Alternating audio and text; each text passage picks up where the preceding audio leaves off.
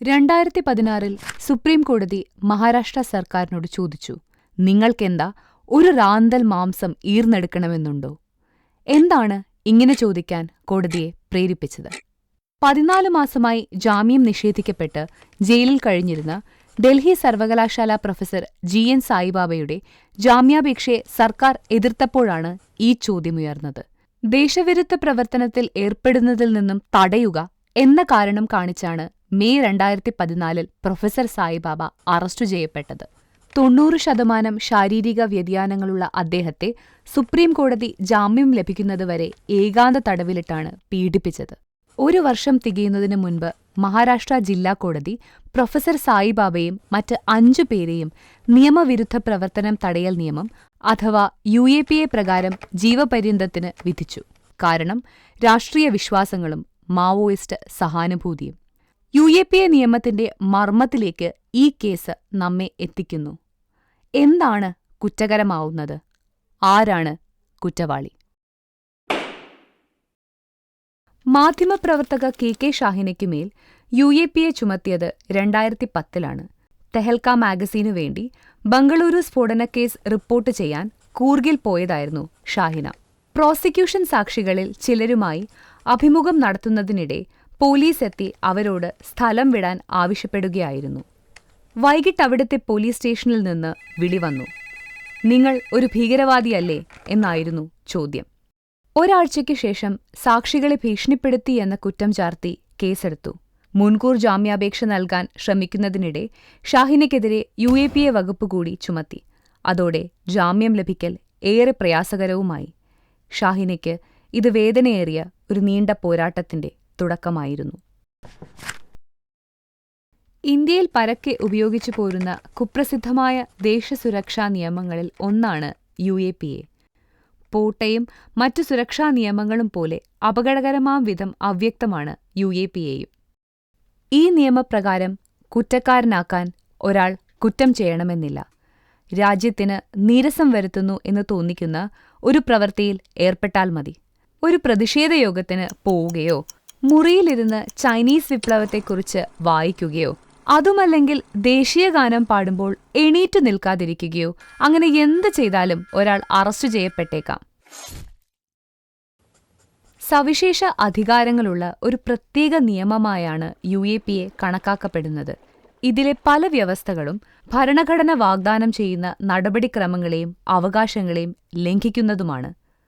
ഉദാഹരണത്തിന്, വാറണ്ട് പോലുമില്ലാതെ തിരച്ചിൽ നടത്തുവാനും വസ്തുക്കൾ പിടിച്ചെടുക്കുവാനും ഒരാളെ അറസ്റ്റ് ചെയ്യുവാനും പോലും UAPA പോലീസിന് അധികാരം നൽകുന്നു. ചില സന്ദർഭങ്ങളിൽ പ്രതി കുറ്റക്കാരനാണെന്ന് അനുമാനിക്കാൻ അനുമതിയുണ്ട്.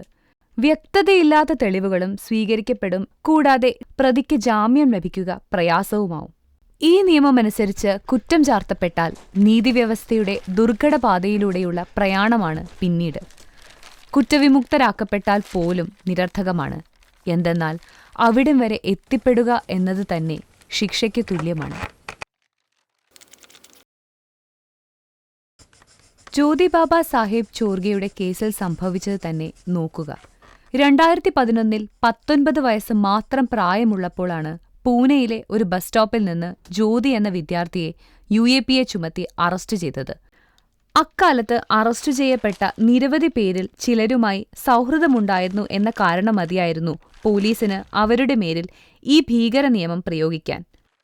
ഉന്നയിക്കാനാകുമായിരുന്ന ഒരേയൊരാരോപണം മാവോയിസ്റ്റ് സാഹിത്യം എന്ന പോലീസ് വിശേഷിപ്പിക്കുന്ന ചില കടലാസുകൾ കൈവശം വെച്ചിരുന്നു എന്നതാണ്. എന്നാൽ കോടതിയിലെത്തിയപ്പോൾ ജഡ്ജിക്ക് ഈ കാരണം തൃപ്തികരമായി തോന്നിയില്ല. ജാമ്യാപേക്ഷ വാദം കേൾക്കവേ ജസ്റ്റിസ് തിപ്സെ പറഞ്ഞത്, കുറ്റം ചെയ്യാതെ ഏതെങ്കിലും വിശ്വാസ പ്രമാണങ്ങൾ പുലർത്തുന്നതിന്റെ പേരിൽ ഒരാളെ കുറ്റവാളിയായി കാണാനാവില്ല എന്നാണ്. ഏതെങ്കിലും സാഹിത്യം സൂക്ഷിച്ചു എന്നതിന്റെ പേരിൽ ഒരാളെ അറസ്റ്റ് ചെയ്യുന്നത് നമ്മുടേതുപോലെ ഒരു ജനാധിപത്യ രാജ്യത്തെ സംബന്ധിച്ചിടത്തോളം നടുക്കമുണ്ടാക്കുന്നതാണ്. 1 വർഷം നീണ്ട ജയിൽവാസത്തിനൊടുവിലാണ് ജ്യോതിക്ക് ജാമ്യം ലഭിച്ചത്. അത്തരം നിയമ പോരാട്ട വിജയങ്ങൾ വല്ലപ്പോഴും മാത്രം സംഭവിക്കുന്നതാണ്. പലപ്പോഴും UAPA പോലുള്ള നിയമങ്ങൾ എതിരഭിപ്രായം പുലർത്തുന്നവരെ ഭീഷണിപ്പെടുത്തുവാനും ന്യൂനപക്ഷ സമുദായങ്ങളിൽ നിന്നുള്ളവരെ പീഡിപ്പിക്കുവാനുമാണ് ഉപയോഗിക്കപ്പെടുന്നത്. ജിഹാദി സാഹിത്യം കൈവശം വെച്ചുവെന്നാരോപിച്ചാണ് 2008 18 മുസ്ലിം വിദ്യാർത്ഥികളെ പോലീസ് ഇതേ നിയമപ്രകാരം അറസ്റ്റിലാക്കിയത്. എന്നാൽ ഈ പുസ്തകങ്ങൾ ഖുറാന്റെ പതിപ്പുകളായിരുന്നുവെന്ന് കോടതിയിൽ വെളിപ്പെട്ടു. 7 വർഷം കഴിഞ്ഞ് 2015 ഈ 18 പേരെയും വിചാരണ കോടതി കുറ്റവിമുക്തരാക്കി. അതോടെ കൊട്ടിഘോഷിക്കപ്പെട്ട ഹൂബ്ലി ഗൂഢാലോചന കേസ് പൊളിഞ്ഞടുങ്ങി. ഇത് നിയമചരിത്രത്തിലെ ഒറ്റപ്പെട്ട ഒരു സംഭവമല്ല. 2014 പുറത്തുവന്ന സർക്കാർ കണക്കുകൾ പ്രകാരം ഈ നിയമം ചുമത്തപ്പെട്ടവരിൽ 72.7% പേരും കുറ്റവിമുക്തരാക്കപ്പെട്ടു. അഥവാ 10-ൽ 7 പേരും നിരപരാധികളായിരുന്നു. അതായത് ഒട്ടനവധി മനുഷ്യർക്ക് ചെയ്യാത്ത കുറ്റത്തിന്റെ പേരിൽ ജീവിതം ജയിലിൽ ഹോമിക്കേണ്ടി വന്നു. അതേ വർഷം തന്നെ 4 കുട്ടികളും ഈ നിയമത്തിന്റെ മറവിൽ പിടികൂടപ്പെട്ടു.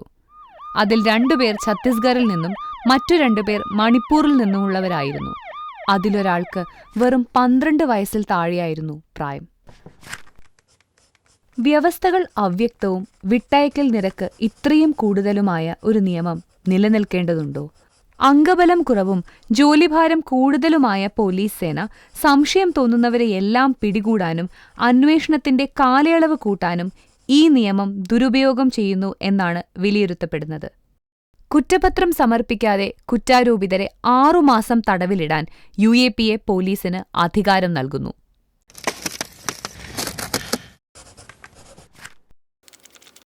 താൻ പോലീസ് കസ്റ്റഡിയിൽ അനുഭവിച്ച പീഡനങ്ങളെക്കുറിച്ച് കളേഴ്സ് ഓഫ് കേജ് എന്ന പുസ്തകത്തിൽ അരുൺ ഫെറേറ വിശദീകരിക്കുന്നതിങ്ങനെ: എന്റെ കൈകൾ മുകളിലെ ജനൽക്കമ്പികളിലേക്ക് വലിച്ചു കെട്ടിയിരുന്നു. തുടകളിൽ 2 പോലീസുകാർ കയറി നിന്ന് എന്നെ താഴേക്ക് ചതച്ചുകൊണ്ടിരുന്നു.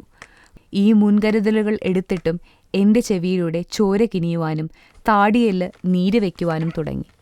അന്നു വൈകുന്നേരം പത്രഫോട്ടോഗ്രാഫർക്ക് മുന്നിൽ തലയിലൂടെ കറുത്ത മുഖംമൂടി ധരിച്ച് കുന്തിച്ചിരിക്കാൻ ഞാൻ നിർബന്ധിക്കപ്പെട്ടു. സഹതടവുകാർ അനുഭവിച്ചത് വെച്ച് നോക്കുമ്പോൾ താൻ നേരിട്ടത് കുറഞ്ഞ പീഡനമാണെന്ന് അദ്ദേഹം പറയുന്നു.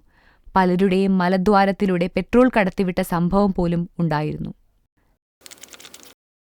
2006 ബോംബ് സ്ഫോടനങ്ങളുടെ പേരിൽ അറസ്റ്റിലാക്കപ്പെട്ട് ഈയിടെ കുറ്റവിമുക്തനാക്കപ്പെട്ട സ്കൂൾ അധ്യാപകൻ വാഹിദ് ഷെയ്ഖും സഹതടവുകാരും കുറ്റസമ്മതമൊഴികളിൽ ഒപ്പിടാൻ വിസമ്മതിച്ചതിന് നേരിട്ടത് കൊടിയ പീഡനങ്ങൾ.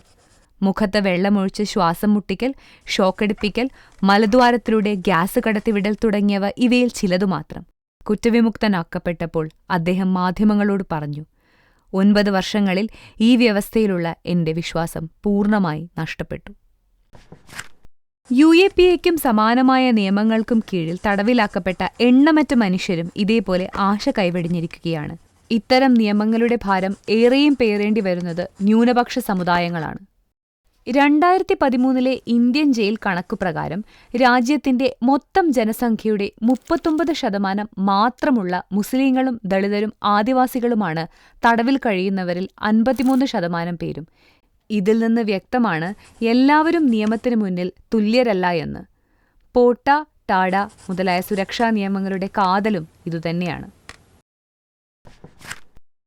ക്രമാതീതമായി ന്യൂനപക്ഷങ്ങളെ ബാധിക്കുന്നതിന് പുറമെ UAPA പോലുള്ള നിയമങ്ങൾ ഭരണഘടനയുടെ 19-21 പ്രമാണങ്ങൾ പൂർണ്ണമായി ലംഘിക്കുന്നു. അഭിപ്രായ പ്രകടനത്തിനും ആവിഷ്കാരത്തിനുമുള്ള സ്വാതന്ത്ര്യം, കൂട്ടായ്മകൾ രൂപീകരിക്കുവാനും സ്വതന്ത്രമായി ജീവിക്കുവാനുമുള്ള അവകാശം എന്നിങ്ങനെയുള്ള ഓരോരുത്തരുടെയും മൗലിക അവകാശങ്ങളെ ഈ നിയമം അനിശ്ചിതത്വത്തിലാക്കുന്നു. അതായത് നമുക്ക് ഏറ്റവും ആവശ്യമായ സന്ദർഭത്തിൽ നമ്മുടെ മൗലികാവകാശങ്ങൾ നിരർത്ഥകമാവുന്നു. 2008 മുംബൈ സ്ഫോടനത്തിന്റെ പശ്ചാത്തലത്തിൽ ലോക്സഭ ഒരൊറ്റ ദിവസം മാത്രം ചർച്ച ചെയ്ത് പ്രാബല്യം കൊടുത്തതാണ് ഈ നിയമത്തിന്. 18 വർഷമായിട്ടും ചർച്ച ചെയ്യപ്പെടുന്ന എന്നാൽ പ്രാബല്യത്തിൽ വരാത്ത വനിതാ സംവരണ ബില്ലുകളുടെ പശ്ചാത്തലത്തിലാണ് നാം ഇതിനെ ഓർക്കേണ്ടത്. ഇവിടെ ഒരു ചോദ്യമുയരുന്നു: എല്ലാവർക്കും തുല്യനീതി എന്ന അന്വേഷണത്തിൽ നമ്മൾ എത്രമാത്രം പുരോഗതി നേടിയിട്ടുണ്ട്? UAPA പോലുള്ള നിയമങ്ങൾ പലപ്പോഴും ന്യായീകരിക്കപ്പെടുന്നത് നാം ജീവിക്കുന്നത് അനിശ്ചിതത്വങ്ങൾക്ക് നടുവിലെ അരക്ഷിത കാലത്താണ് എന്നതിന്റെ പേരിലാണ്. ഒരു ജനാധിപത്യം വിലയിരുത്തപ്പെടേണ്ടത് കഷ്ടവും ദുരിതപൂർണവുമായ കാലത്ത് അത് ജനങ്ങളോട് എങ്ങനെ പെരുമാറുന്നു എന്നതിന്റെ അടിസ്ഥാനത്തിലാണ്.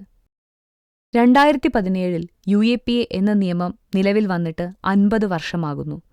പോട്ട, ടാഡ മുതലായ ദേശീയ സുരക്ഷാ നിയമങ്ങളെപ്പോലെ തന്നെ ഭരണഘടനാ അവകാശങ്ങളെ പാടെ ലംഘിക്കുന്ന നിയമമാണ് ഇതും.